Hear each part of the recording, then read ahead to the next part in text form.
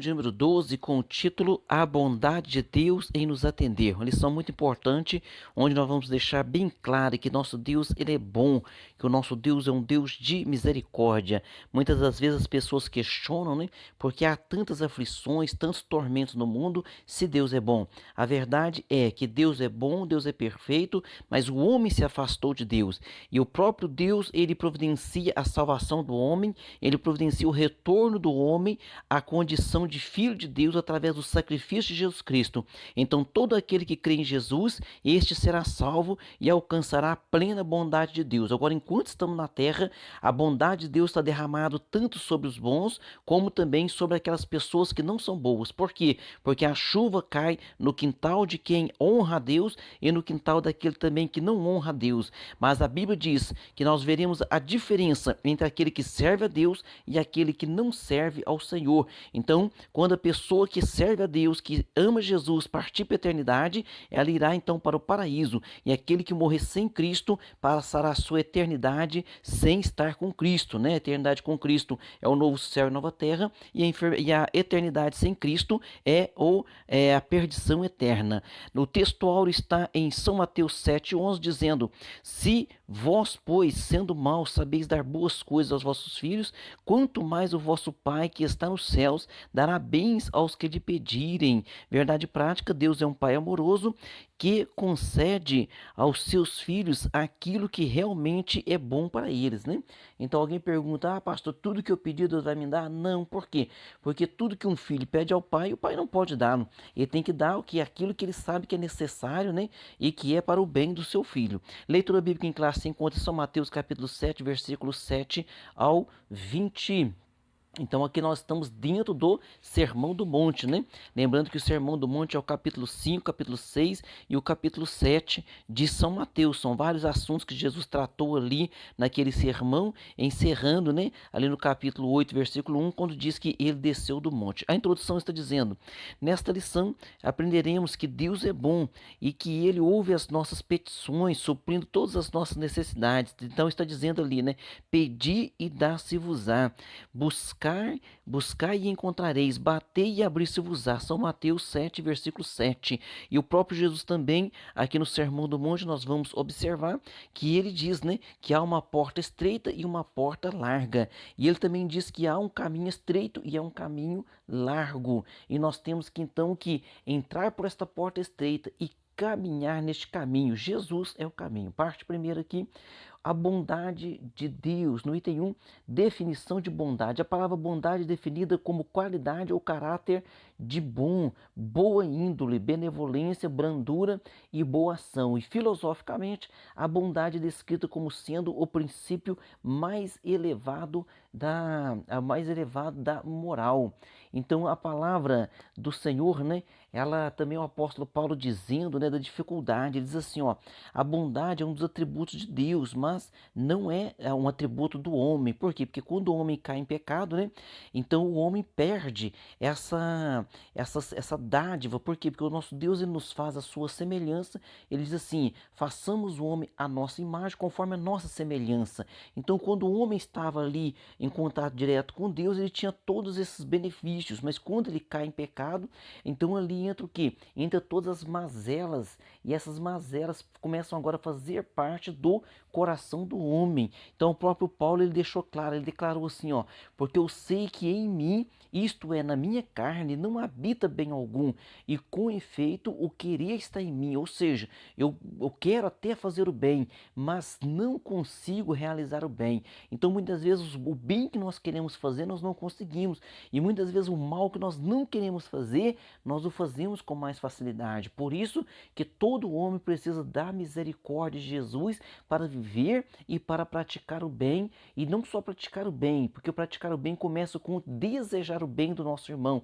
Mesmo aquele que te prejudica, você tem que perdoá-lo, né? E tem que superar. Mas como é que eu faço isso? Só com a ajuda do Espírito Santo.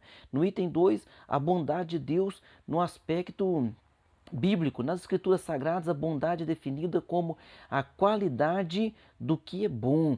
Deus é bom por natureza, por isso João descreve Deus lá em 1 João 4:8. João descreve Deus dizendo: Deus é amor. Agora no texto de Mateus 19, versículo 16 ao 26, né? Aquele jovem, ele chega ao Senhor Jesus e diz assim: bom mestre, que bem farei para conseguir a vida eterna? Primeiro que quando ele chama Jesus de bom, Jesus então diz a ele: olha, bom é só o Pai. Por quê? Porque Jesus estava em condição humana, então Jesus deixou bem claro que bom é só o nosso Deus, né? É só. Agora alguém diz: pastor, mas Jesus não é bom? Sim, ele é bom, ele é excelente, ele é maravilhoso, mas ele estava em condição humana, e isso foi para exemplificar para nós que o homem de si mesmo não tem bondade, só Deus é que pode nos ajudar, né, a colocar em prática a bondade, a querer o bem, mesmo daquele que nos prejudica. Então, quando ele faz essa pergunta ao Senhor, o Senhor então responde para ele: olha, guarda os mandamentos. Ele ficou feliz e disse: olha, eu só faço desde a minha mocidade. Aí Jesus diz para ele: falta-te uma coisa, vende tudo que tens, dá aos pobres e me segue. Não que Jesus seja contra a riqueza de forma alguma, mas o coração daquele homem estava nas riquezas. Então, aquele homem achava que, porque ele fazia algo de bom, né? Então ele achava que isso era suficiente para agradar a Deus. Não, nós agradamos a Deus pela sua infinita misericórdia. Então, quando nós aceitamos o sacrifício de Cristo, é que nós passamos a agradar a Deus. Então, através das nossas boas obras, nós não podemos alcançar a misericórdia de Deus. Por quê?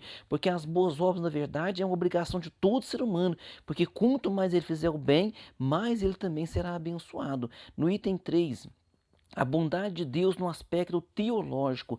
Teologicamente, o termo bondade é amplo, né? E envolve santidade, retidão, verdade, amor, benevolência, graça e misericórdia. Então veja bem, mesmo nós sendo imperfeitos, né, jamais daríamos aos nossos filhos. O Senhor Jesus deixou isso claro. Ele falou assim: olha, mesmo vocês sendo maus, sendo imperfeitos, jamais daria aos seus filhos uma pedra em lugar de pão, uma serpente em lugar de peixe. Então, o que Deus, então imagina só o que o nosso Deus bondoso não fará então o nosso favor. Ele vai ouvir as nossas petições. Talvez a pessoa diga: pastor, mas tem algo que eu estou pedindo a Deus há tanto tempo, e Deus ainda não me concedeu. Veja bem, Deus tem o tempo certo para todas as coisas, e há determinadas coisas que Deus não vai nos dar. Por quê? Porque Ele supre as nossas necessidades, e nós não sabemos o dia de amanhã, e há coisas que, se Ele deixar nos dar, aquilo poderá trazer prejuízo espiritual para nós. Por isso, busque uma palavra chamada discernimento, viu?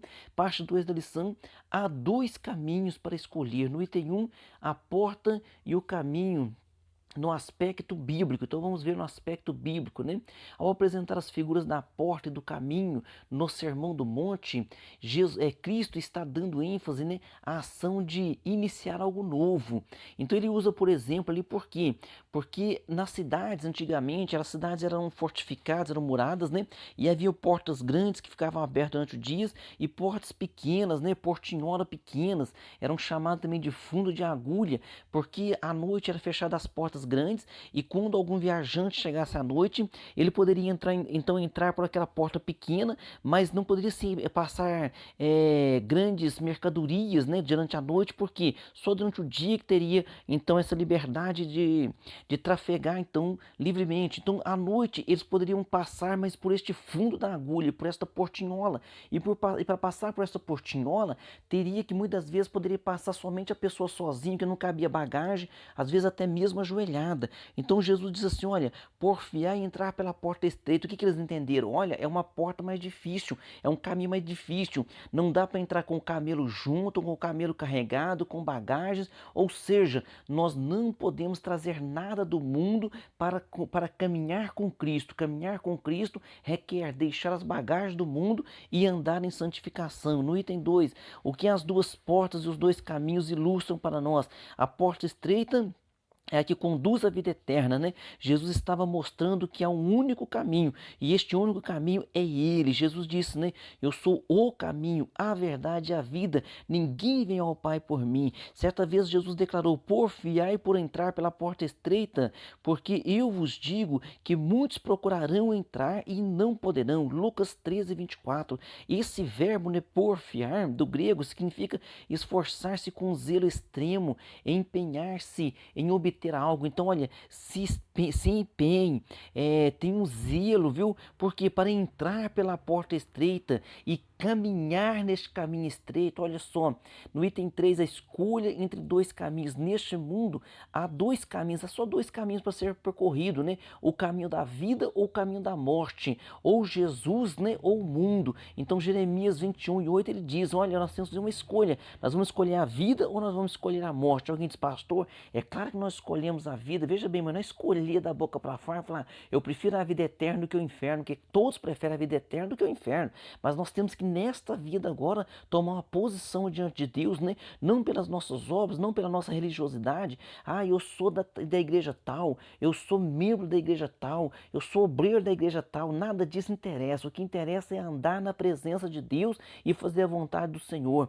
Pela porta larga é possível passar as obras da carne, prostituição, impureza, inimizade, porfias, peleja e todo tipo de pecado. Contudo, o destino da porta larga é o que? É a eternidade sem o nosso Deus. Então a porta larga e o caminho espaçoso é a eternidade sem Deus, né? Passar a eternidade no inferno. E nós estamos ouvindo essa mensagem para quê? Para nos fortalecer e andar na presença de Deus. Aleluia. Nossa parte 3 aqui, última da nossa lição, né? A mentira dos falsos profetas. Então, neste mesmo cenário que nós estamos estudando aqui, ele fala então, né, da porta estreita, ele fala do caminho estreito, ele fala aqui também que é da bondade de Deus, né?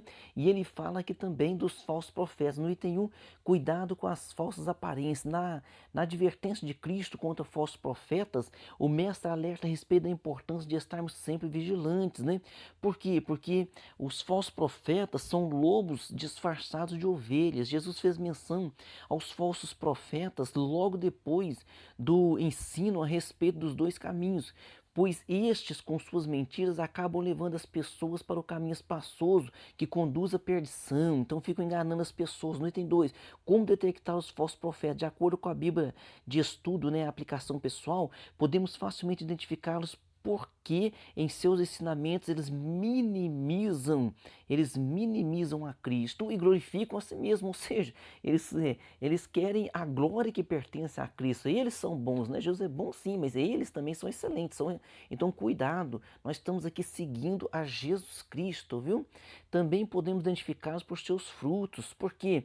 Porque a árvore, ela pode ter uma folhagem bonita, pode dar uma sombra bonita, ela pode ser vistosa, mas ao chegar nela tem que ter o fruto, viu? Tem que ter o fruto, porque senão essa árvore, ela não é uma boa árvore, ela é uma boa árvore sim, mas não é frutífera. Então não adianta a pessoa viver de aparência e não dar frutos, que o Senhor tenha compaixão das nossas vidas, viu?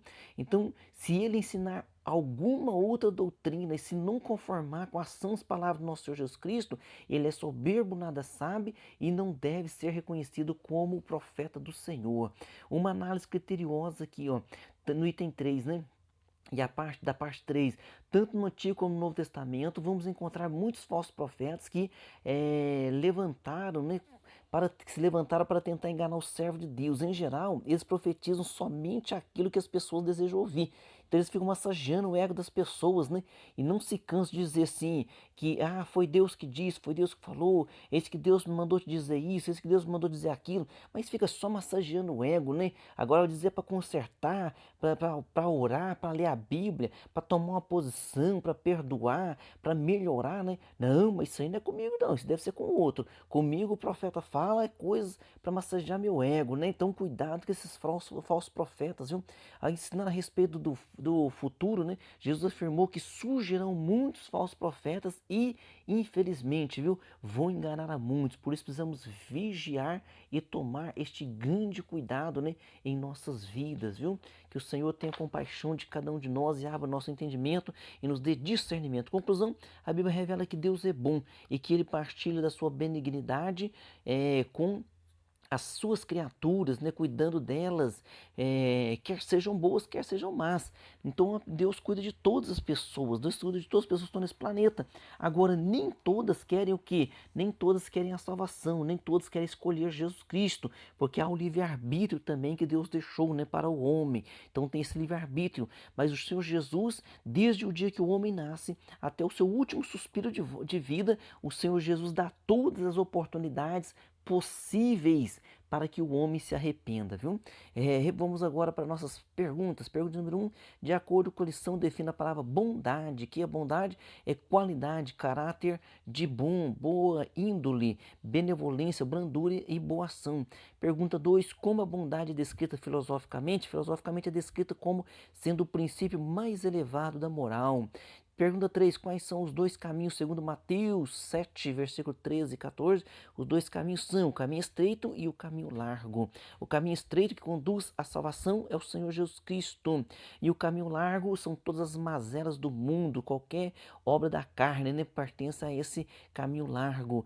Pergunta 4. Qual a porta que conduz à vida eterna? É a porta estreita e ela tem um nome, Jesus Cristo. Pergunta 5. Como detectar os falsos profetas? Podemos facilmente identificá-los por seus ensinamentos, porque minimizam a Cristo e glorificam a si mesmos. Também podemos identificá-los por seus frutos, porque vivem só de aparência. Que Deus tenha misericórdia da vida de cada um de nós e nos conduza até a vida eterna através do Senhor Jesus Cristo, pelo Santo Espírito do nosso Deus, enviado no dia de Pentecostes e que está conduzindo a igreja e levará ela até o arrebatamento. Amém? Deus abençoe você e a toda a sua família e até a próxima aula.